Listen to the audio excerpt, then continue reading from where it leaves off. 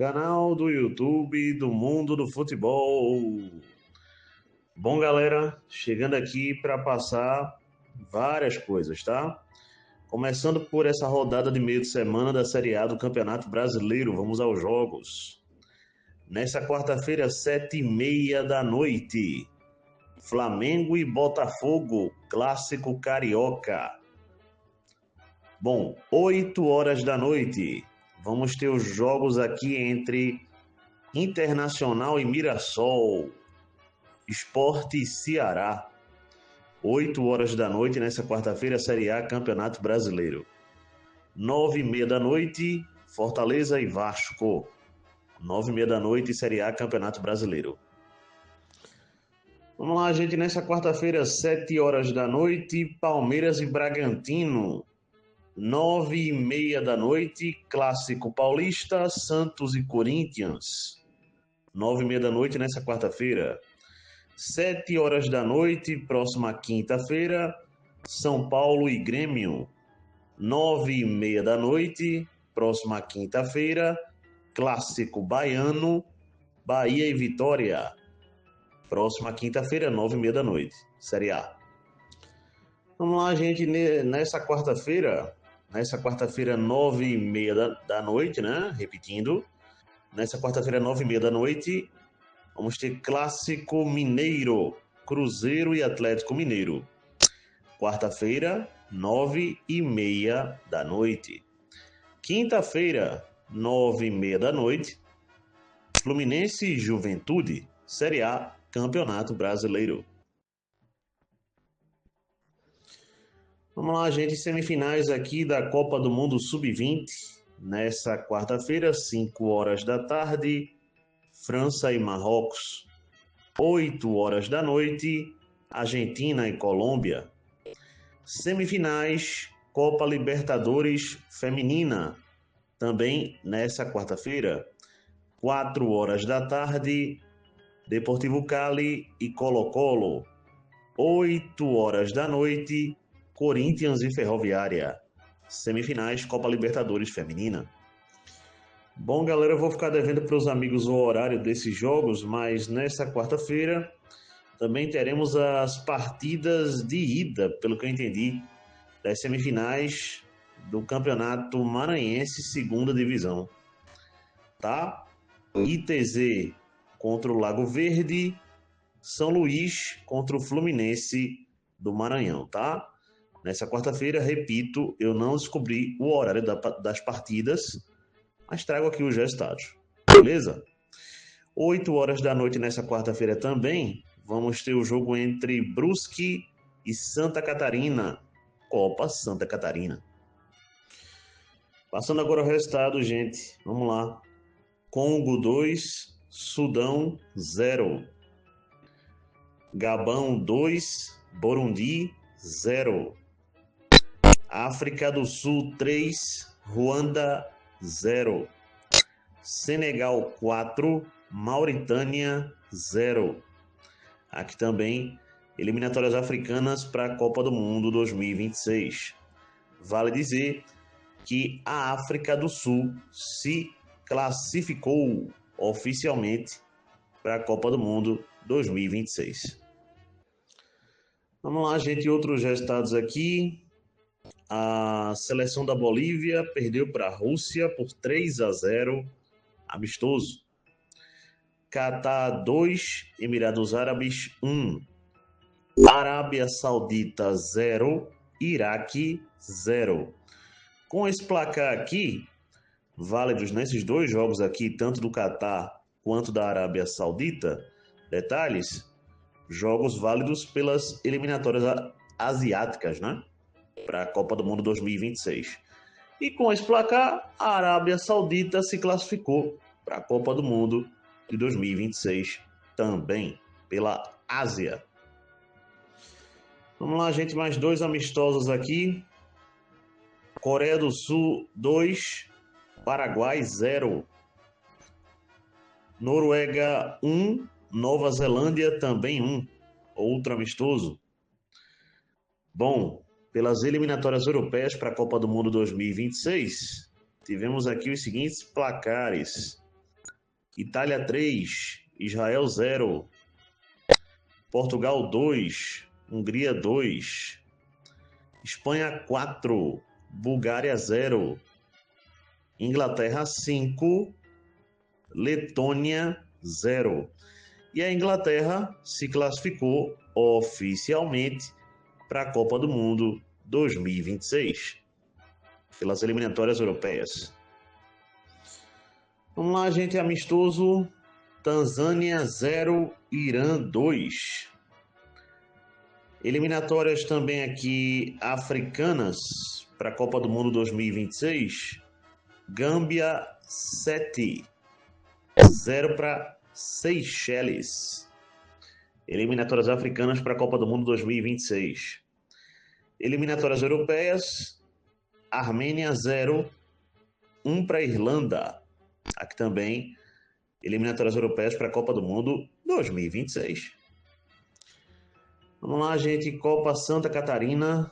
O Tubarão venceu o Camboriú por 1-0.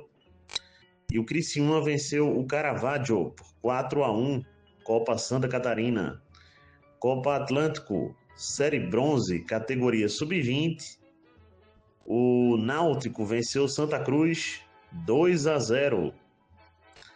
O América do Recife venceu o 7 de Setembro 2-0. O Sport venceu o Zumbi de Alagoas por 7-0. Copa Atlântico, categoria Sub-20, no caso, categoria Bronze, né? Então, vamos em frente aqui. Vamos lá, gente, amistosos aqui, Japão 3, Brasil 2, Colômbia 0, Canadá 0. Eu acho que eu não passei esse placar ainda, né? Foi outro amistoso também que tivemos aqui nessa terça-feira, tá? Copa Sul Sub-20, tivemos aqui o Atlético Paranaense vencendo o Criciúma por 2-0. Vamos lá, gente, resultados pela Série B do Campeonato Brasileiro, rodada de meio de semana. Jogos já encerrados, né? De meio de semana não, né? Na verdade, a rodada começou no final de semana e terminou praticamente no meio de semana, na verdade, né? Me corrigindo aqui. Vamos lá. Vila Nova de Goiás 1, Amazonas 0, Chapecoense 1, Botafogo de Ribeirão Preto 1. Também aqui, vamos ver aqui, dar uma olhadinha. Atlético Paranaense 1, Avaí 1 e Remo 3, Paysandu 2. O Remo engata sua 4ª vitória consecutiva na Série B do Campeonato Brasileiro, tá? Aqui e cola no G4, vale dizer. Vamos em frente. Vamos lá, gente. Goiás 1, Atlético de São João del Rei 1, Novo Horizontino 3, Operário do Paraná 0. Aqui também tivemos Volta Redonda 3, Atlético Goianiense 0, Criciúma 2, América Mineiro 1. Aqui, gente. Bom, resultados pela Série B, né? Vamos lá, gente. Cuiabá 1, Coritiba 0 e CRB 2, Ferroviária de São Paulo também 2. Foram esses os resultados por essa rodada da Série B do Campeonato Brasileiro.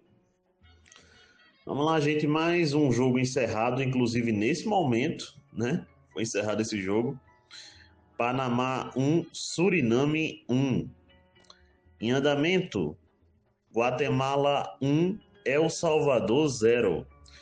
Bom, esse placar encerrado, esse jogo em andamento que eu acabei de citar, eliminatórias da CONCACAF. Esse placar da Guatemala eu passo em outro momento. Não sei se ainda nesse vídeo, eu vou encerrar o vídeo daqui a pouco, mas pode ser que eu volte depois e consiga colocar aqui. Caso não, eu coloco em outro vídeo, beleza? Por exemplo, também está rolando a bola aqui para México e Equador. E parece que o jogo está 1-1. É amistoso. E esse possivelmente eu só vou colocar mesmo em outro vídeo, tá? Esse resultado final desse jogo, galera. Bom, para fechar o vídeo, Vou passar aqui um pitaco, gente, um comentário, né, sobre essa derrota do Brasil aí, nessa data FIFA para o Japão, lá no Japão, por 3-2, né? Os gols da seleção brasileira, que abriu o placar, logo com 2-0 no primeiro tempo, foram dos seguintes jogadores para o Brasil abrindo o placar, num passe de Bruno Guimarães, Paulo Henrique, lateral do Vasco, marcando seu primeiro gol com a camisa da seleção brasileira, fez 1-0, ainda no primeiro tempo. E ainda no primeiro tempo, o Martinelli, né? Gabriel Martinelli marcou o segundo gol, também numa jogada criada, não estou lembrado por quem, mas o Martinelli foi lá e marcou 2-0 para a seleção brasileira. Bom, galera, como dado, vale dizer que pela primeira vez, tá? Na história, o Japão venceu o Brasil. Vale citar isso. E nos últimos 4 jogos do Carlo Ancelotti comandando a seleção brasileira, claro, eu vou colocar aqui junto as eliminatórias, né, sul-americanas, onde ele já chegou na reta final, e vou só pegar os últimos 4 jogos. São 2 derrotas e 2 vitórias.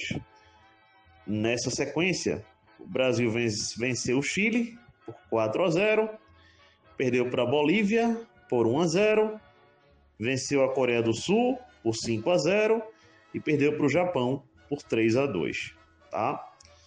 Então esse é o aproveitamento do Carlo Ancelotti nos últimos 4 jogos no comando da seleção brasileira.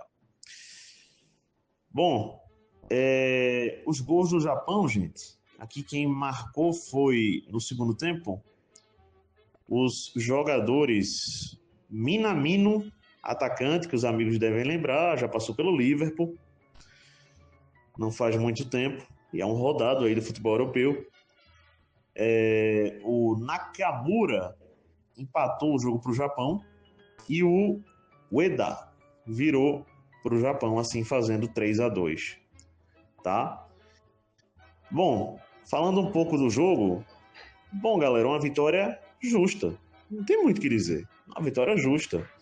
O Brasil fez um primeiro tempo bom, um primeiro tempo de fato de uma boa consistência defensiva e principalmente ofensiva, tá?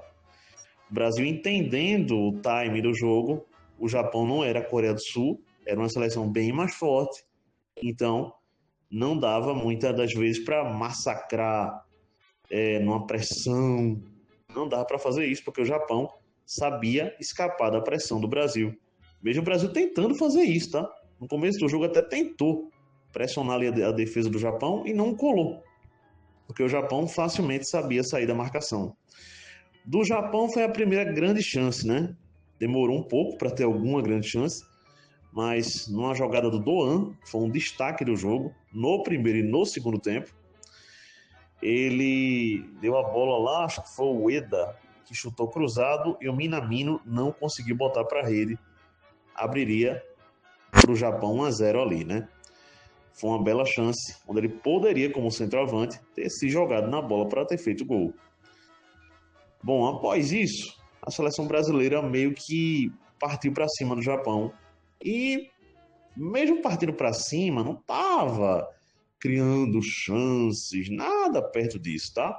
Tava consistente, tava encarando o adversário. Porque o Japão, gente, é uma bela seleção, que isso fique bem claro, tá? E muito bem treinada. Mas o Brasil conseguiu, em 2 bolas enfiadas, fazer 2 gols. Bruno Guimarães, de fato, um cara que agarrou a oportunidade dada a ele. Para mim, o destaque da seleção brasileira na data FIFA foi o Bruno Guimarães. Eu sei que muita gente vai falar de Estevam, porque o Estevam marcou 2 gols no jogo tal, no jogo X. Bom, para mim foi o Bruno Guimarães, pelo que eu vi do todo do jogo. Beleza? O cara que sabe passar uma bola e sabe passar muito bem uma bola, tem uma visão de jogo muito boa e demonstrou isso nos 2 jogos, não só contra a Coreia, mas contra o Japão também. Bom, o Brasil abre 2-0. Para mim, o placar aqui ficou muito grande para o que foi o primeiro tempo.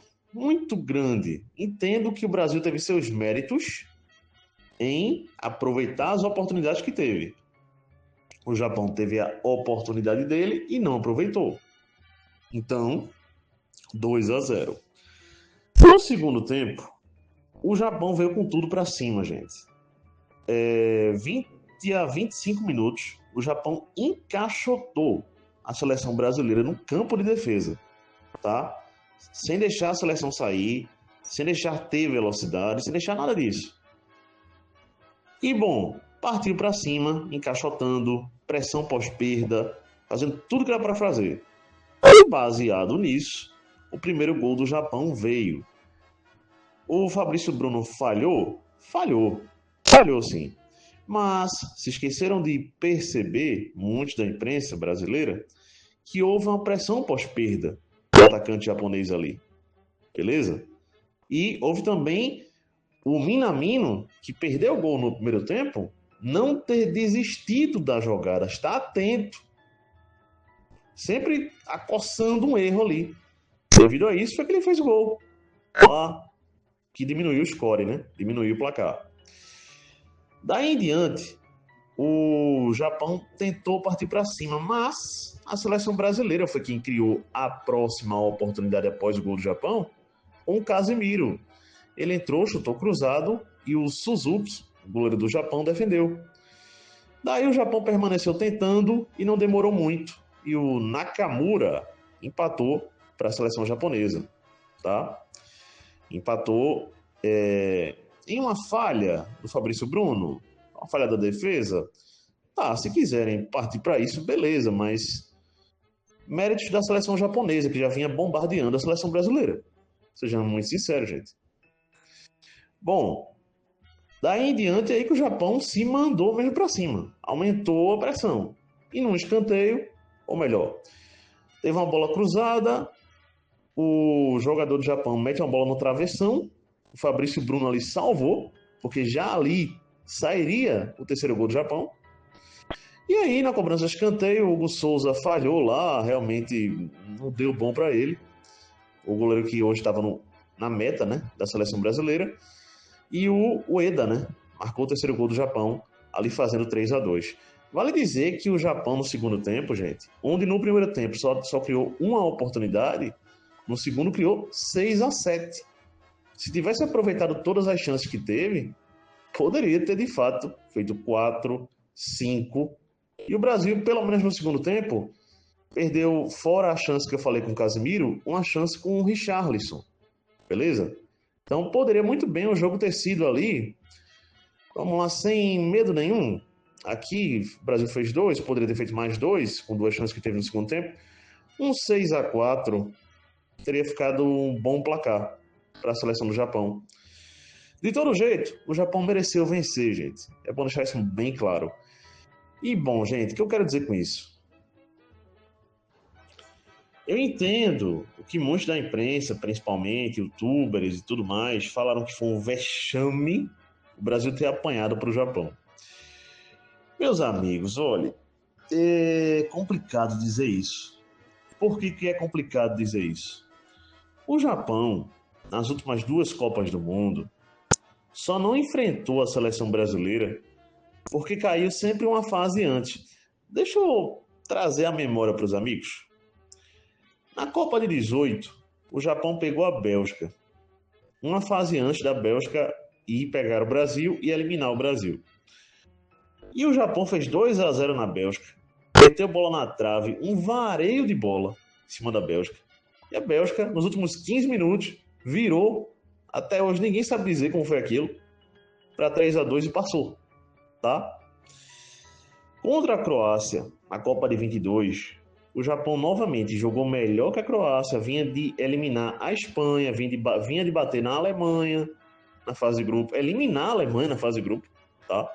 E o Japão tirou a Espanha nas oitavas. Aliás, foi tudo na primeira fase, porque a Espanha caiu para Marrocos, na verdade.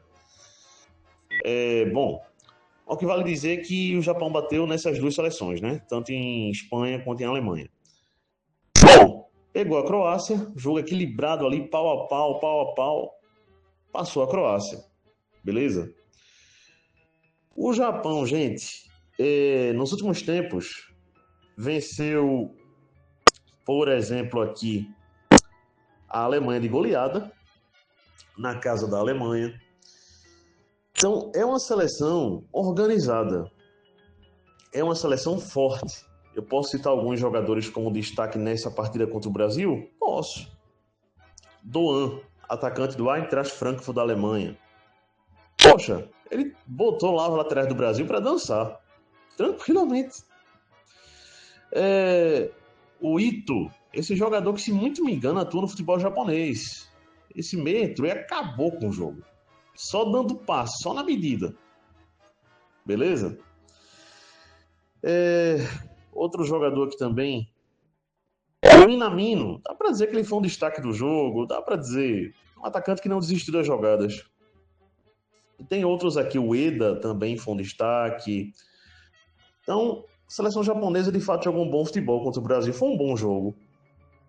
E assim, não subestimem a seleção japonesa, gente. Eu sei que muitas das vezes, queira ou não, rola um preconceito grave e até patético da imprensa brasileira, principalmente, de ficar subestimando a seleção africana, subestimando a seleção asiática também aqui. Isso é ruim, gente. A Argentina fez isso na Copa do Mundo de 22 e perdeu para a Arábia Saudita. Não subestima o adversário, certo?